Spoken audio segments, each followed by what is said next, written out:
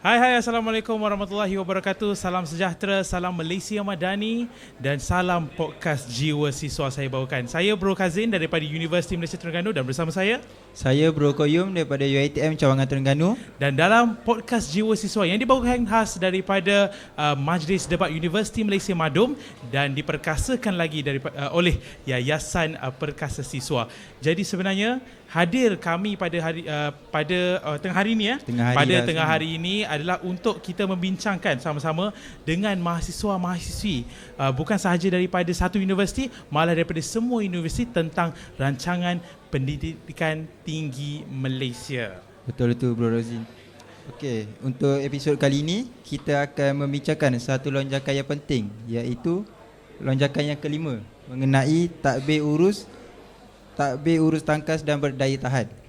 Ya, takbir urus tangkas dan berdaya tahan. Jadi sebelum kita pergi kepada soalan lah kan, orang kata tak kenal maka tak cinta. Jadi eloklah kalau kita berkenalan dulu dengan ahli panel kita pada ini. Seorang figuran yang hebat juga kita bawakan daripada universiti yang terkemuka. Baiklah, Assalamualaikum warahmatullahi wabarakatuh. Waalaikumsalam warahmatullahi wabarakatuh. Sehat saudara? Sehat, alhamdulillah. Sedap suara dia. Mungkin saudara boleh perkenalkan diri kepada penonton-penonton yang berada di rumah. Okey, boleh. Assalamualaikum warahmatullahi wabarakatuh. Bismillahirrahmanirrahim. Alhamdulillahirabbil alamin. Wassalatu wassalamu ala asyrafil anbiya'i wal mursalin wa ala alihi washabbihi ajmain fi kulli lamhatin wa nafasin adada ma wasi'ilmullah. Dan salam Ramadan Karim. Nama saya Nu'man Naufal bin Nur Azhari, selaku yang dipertua Majlis Perwakilan Pelajar Universiti Putra Malaysia bagi sesi 25-26. Dan sekarang saya merupakan saya merupakan bachelor. Saya mengambil Bachelor Sains Pembangunan Manusia tahun 3 semester kelima. Alhamdulillah baru habis. Alhamdulillah baru habis. Betul. Okey, berjaya menghabiskan semester yang kelima. Yang penuh mencabar, insya-Allah. Sangat mencabar. Jadi saudara merupakan yang dipertua Majlis Perwakilan Pelajar Universiti Putra Malaysia. Betul. Jadi orang kata sinonim lah. Kalau andai kata dia YDP, semestinya dia MPPK Koyum. Faham. Jadi saudara Nu'man Naufal dalam jawatan MPPK, mungkin boleh terangkan kepada kita punya viewer. Saya alhamdulillah daripada presiden kita, daripada UTM, saudara Irfan telah memberikan amanah dan tanggungjawab kepada saya, yang mana saya dan saudara Fardin daripada UPNM akan menjalankan tugas selaku Exco isu semasa dan pengantarabasaan. Jadinya setiap hari saya kena memang obviously kena baca berita, and kita akan keep up to date lagi-lagi tentang isu mahasiswa dan mahasiswi, tak kira di Sabah, Sarawak, Semenanjung dan sebagainya. Jadi itulah laporan dan update yang sentiasa berlaku dalam tim Exco saya bersama saudara Fardin dan saudara Raif daripada APU.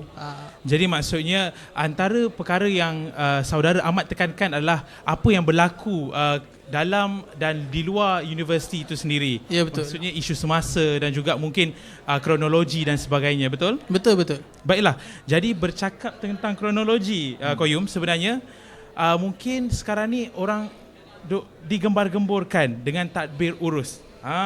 Dengan tadbir urus dan sebagainya. Jadi sebelum kita bertanyakan kepada panel, mungkin kita boleh terangkan sedikit Koyum, apakah itu tadbir urus kepada penonton kita? Okey, takbir urus ni bunyi dia macam teknikal sikit lah kan. Tapi sebenarnya benda ni sangat berkait rapat dengan macam mana pihak universiti membuat keputusan mengurus perubahan dan juga memastikan kebajikan mahasiswa terjaga. Jadi sebenarnya takbir urus ni merangkumi pelbagai benda lah, dari segi mungkin dari kebajikan, daripada kewangan, daripada peruntukan dan sebagainya. Jadi takbir urus yang smooth, orang kata, merupakan elemen yang penting. Betul. Dalam kita menjaga bukan sahaja kebajikan, kesejahteraan ataupun kemampanan sesuatu kampus ataupun keagungan institusi universiti itu sendiri. Jadi mungkin saya boleh buka satu soalan kepada panel kita. Ini yang kita nak dengar sebenarnya. Okey, satu soalan berbunyi begini. Mengapa tadbir urus yang tangkas dan berdaya tahan ini penting dalam memastikan universiti mampu menyesuaikan diri dalam era perubahan masa kini? Alangkah orang kata eloklah berjumpa dengan pakar isu semasa tadi. Jadi mengikut kepada perubahan isu semasa kini, mungkin saudara Nu'man Naufal boleh menerangkan sedikitlah dapatan ataupun mungkin sedikit daripada pandangan tentang kepentingan tadbir urus yang orang kata smooth ataupun yang lancar dalam masa kini. Alright, terima kasih saudara Kazin dan saudara. Sebenarnya hari ini bila bicara tentang soal tadbir urus yang lebih kompeten ataupun smooth mengikut peredaran semasa, memang kita perlu lihat kepada berbalik kepada keperluan semasa. Betul. Sebab hari ini kalau kita lihat, undang-undang pun dipinda, undang-undang pun dirangka dan dibuat, dipinda mengikut keperluan semasa. Betul. Norma semasa. Betul. Maksudnya hari ini bila bicara tentang tadbir urus, ianya soal kita berbicara tentang bagaimana keperluan semasa mahasiswa sekarang. Dan tadbir urus yang penting smooth ini, ia berbalik kepada seluruh stakeholder ataupun pemegang-pemegang taruh. Seperti kita tahu dalam RPTM ini kan, Rancangan Pendidikan Tinggi Malaysia, ianya berbicara bukan tentang soal mahasiswa semata-mata, tetapi ianya berbicara tentang soal universiti.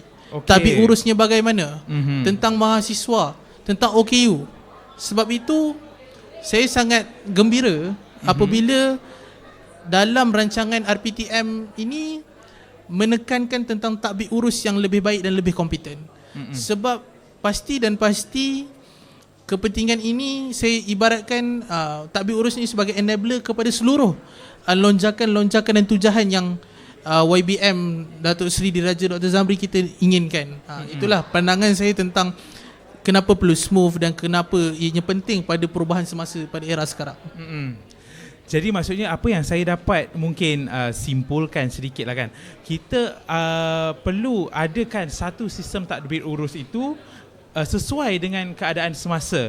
Contohnya andai kata kita bercakap tentang pasca COVID-19 yang pernah melanda negara kita suatu masa dahulu, back in 2020 orang kata. Sebelum 2020 mungkin kita tak dikenalkan lagi dengan sistem meeting online dan juga mungkin sistem kelas dan juga mungkin sistem pentadbiran dalam sistem digital dan sebagainya. Tapi apabila kita telah masuk ke dalam alam pasca COVID-19, kita telah menemukan satu cara alternatif di mana tadbir urus digital ini boleh diguna pakai dalam era masa kini. Mungkin itu yang dimaksudkan oleh saudara Naufal. Ya, itu pun antara salah satu perkara yang perlu kita bincangkan juga, sebab pasca COVID-19 banyak memberikan impak kepada seluruh pihak Kementerian Pendidikan Tinggi.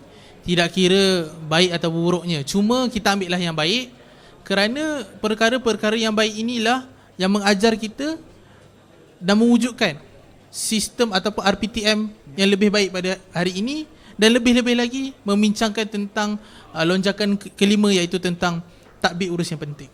Ya, betul. Betul. Maksudnya kita perlu melakukan perubahan setiap masa lah untuk pastikan pentadbiran ni sentiasa smooth kan. Ya, betul. Kita kena ikut peredaran zaman dan masa. Kita ikut tuntutan semasa. Bagaimana pentadbiran itu perlu wujud dan sebagainya. Okey, faham. Terima kasih saudara Naufal. Jadi boleh kita teruskan untuk soalan kedua? Boleh. Okey, untuk soalan kedua ni agak berat juga soalan dia. Oh, alamak. Mungkin agak mencabar, mungkin dah tak senang duduk. Tak senang duduk. Dah tak senang duduk orang kata.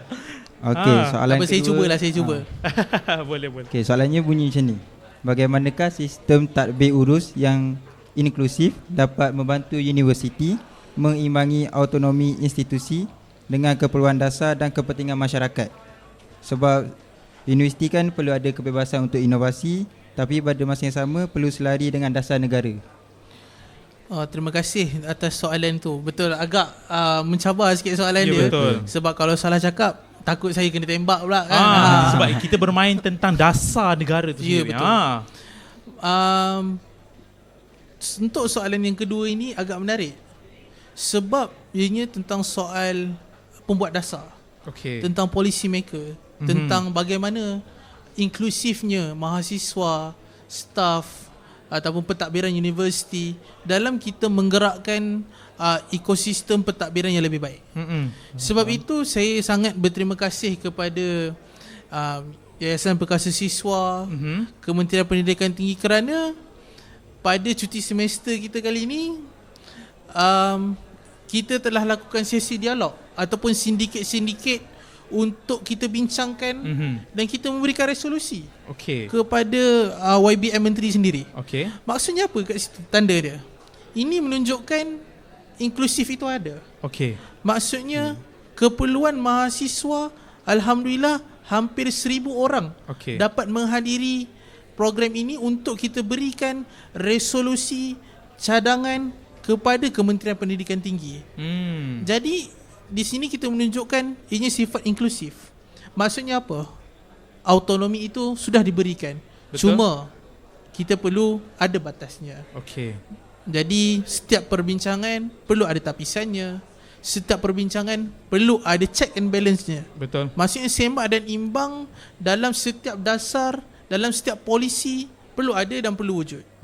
Jadi perkara inilah yang perlu kita lihat semula, dan perkara inilah yang menunjukkan kebersamaan dan inklusiviti terhadap seluruh mahasiswa.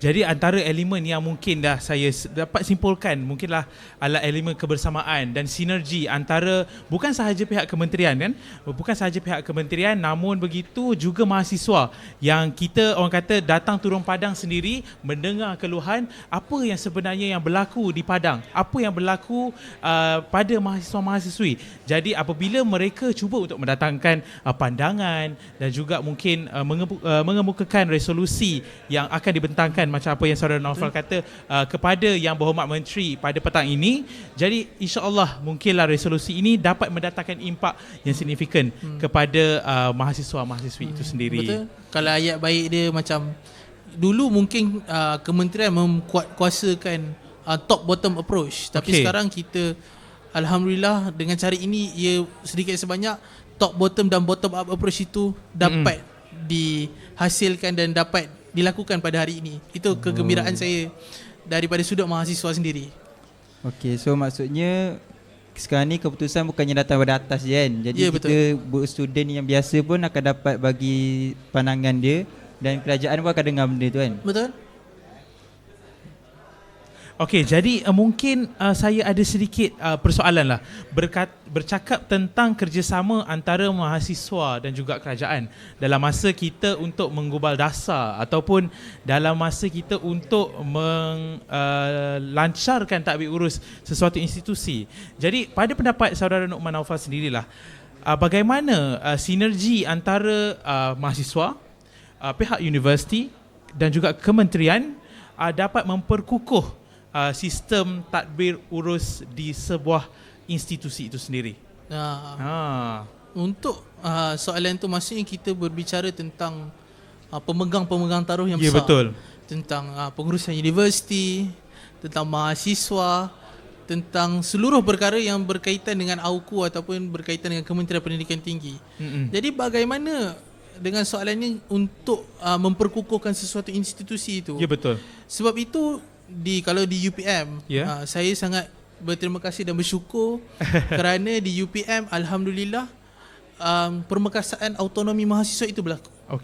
Saya selaku yang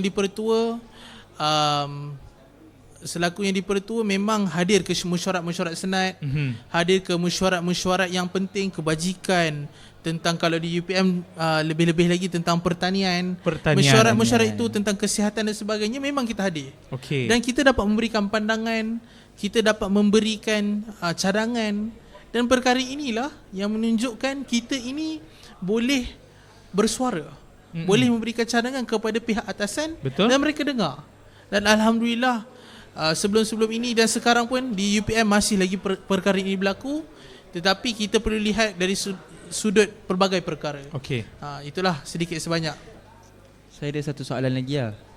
Memandangkan kita sekarang ni kan kadang-kadang kerajaan bertukar, kita pun nanti sebagai MPP kita akan turun kan. Macam mana kita nak pastikan apa yang kita dah buat sekarang ni kekal konsisten untuk batch akan datang?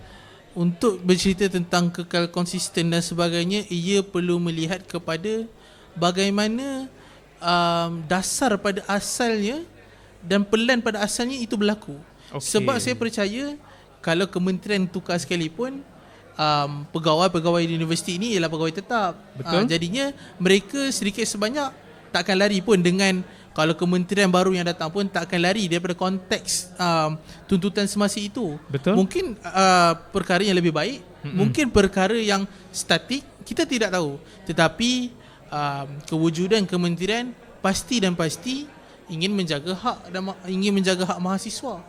Sebab itu bila perkara ini tentang pertukaran dan sebagainya ini, saya rasa ia tak perlu risau. RPTM pun sehingga 2035. Ya, betul. Maksudnya nak tak nak, sesiapa pun yang akan naik, kita tidak tahu pada masa akan datang. InsyaAllah RPTM ini akan diikut dan dilaksanakanlah di setiap UA dan IPTS. Okey. Jadi mungkin menyebut kepada orang kata sustainability of the plan ataupun dasar itu sendiri yang telah digubal. Jadi mungkin saudara selaku seorang perwakilan mahasiswa sendiri dalam MPP UPM, Waimah MPP K sekalipun, apakah sebenarnya harapan saudara dalam memperkuatkan lagi sinergi antara universiti, kementerian dan juga mahasiswa? Mungkin adakan lebih banyak sesi podcast sebegini ke, ataupun mungkin lebih mendengar suara mahasiswa ke, atau bagaimana?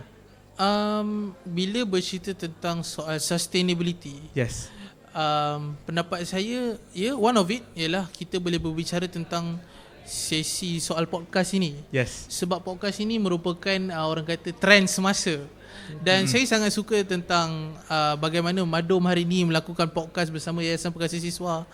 Saya dengan Madum ni pun saya dulu pun ahli pendebat. Oh, so ya, maksudnya okey, dengan ahli Madum ni agak dekat. Keluarga dah sebenarnya kita ni sebenarnya. Dan di setiap kementerian pun ada dia punya majlis-majlisnya di Madum, Makuma, Betul. Maksum dan sebagainya. Inilah membuatkan sustainability itu wujud. Dasarnya wujud, polisinya wujud daripada situ. Dan kalau boleh saya cadangkan kepada kementerian, saya cadangkan mungkin YBM ataupun Kementerian Pendidikan Tinggi boleh buat roadshow seluruh Malaysia bersama MPPK ke Sabah dan Sarawak untuk kita perkasakan tentang RPTM, agendanya apa, tentang tujahan, lonjakan dan sebagainya. Betul. Sebab itu dari situlah bila mahasiswa dapat lihat menteri turun ke padang, Betul. ini menunjukkan kepercayaan dan defisit trust itu tidak akan wujud, dan trust akan meningkat kepada kementerian, kepada keseluruh Kementerian Pendidikan Tinggi dari sudut mahasiswa. Jadi kecaknaan kementerian itu sendiri terhadap mahasiswa-mahasiswa itu dapat dilihatkanlah, the visibility itself, Of apabila course. mereka turun sendiri ke padang, insya-Allah. Jadi mungkin itulah harapan saudara Naufal tentang mungkin kerjasama yang lebih erat antara kementerian dan juga kita selaku mahasiswa, selaku pemegang taruh di universiti, dapat membantu dalam mencapai ataupun menggapai RPTM kita yang akan datang nanti. Betul. Okey, jadi kita rasa macam input yang telah diberikan oleh saudara Naufal sangat mantap, di mana kita dapat rumuskan di sini bahawa tadbir urus yang berkualiti amatlah diperlukan dalam sesuatu institusi dalam membela kebajikan. Betul. Mungkin kesejahteraan mahasiswa itu sendiri. Betul? Betul? Jadi apabila perkara-perkara ini ditekankan dalam RPTM, kalau boleh kita nak capailah untuk kita mengangkat nama baik institusi-institusi kita. Baik. Jadi mungkin saudara Naufal nak sampaikan sedikit kata-kata akhir kepada mahasiswa-mahasiswi kita. Sedikit kata-kata akhir kepada mahasiswa dan mahasiswi di seluruh IPTA dan IPTS. Saya ingin tekankan, teladanilah apa agenda RPTM ini ingin mereka bawakan. Sebab agenda-agenda inilah yang menunjukkan autonomi mahasiswa itu wujud, menunjukkan kementerian cakna terhadap mahasiswa kita. Dan di akhirnya, mahasiswa lah juga yang dapat merasai kelebihan dan keperluan tentang setiap perkara-perkara yang telah diwujudkan oleh kementerian kepada mahasiswa ini. Sebab itu, akhir kalam, jangan pernah bersangka buruk dengan agenda RPTM, tetapi menerimalah dan hadam dan perkasakanlah. Saya harap semua MPP, MPPK dapat perkasakan perkara ini. InsyaAllah. Terima kasih Nu'man atas perkongsian yang sangat bermakna pada hari ini. Okey, terima kasih juga kepada semua penonton yang sedang bersama podcast Jiwa Siswa. Jadi mungkin kita lepas ni kalau andai kata ada podcast lagi, boleh kita invite InsyaAllah saudara boleh. Nova Nafal. InsyaAllah. Kan kita dah erat dalam Madum tadi katanya. InsyaAllah kita akan invite lagi lah. Amin, Baiklah. insyaAllah. Jadi kita ucapkan ribuan terima kasih kepada penonton-penonton yang di rumah ataupun berada di mana-mana anda saja berada sekarang. Terima kasih juga diucapkan kepada Majlis Debat Universiti Malaysia kerana telah menganjurkan dan telah diperkasakan oleh Yayasan Perkasa Siswa. Jadi kita jumpa lagi dalam podcast akan datang. Bye. Jumpa lagi.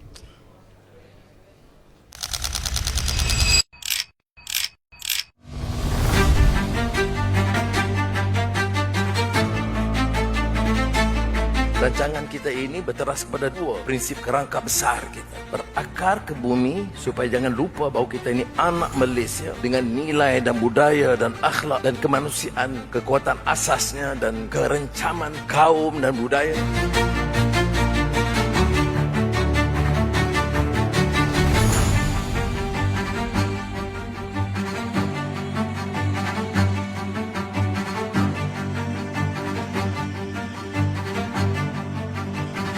Tidak ada makna kita luncurkan dengan hebat begitu ramai. Bagi sambutan begitu baik. Dan saya dengar tadi taklimat demi taklimat luar biasa. Ini memang kelas pertama peringkat antarabangsa. Tapi ingat cabarannya itu pada pelaksanaannya.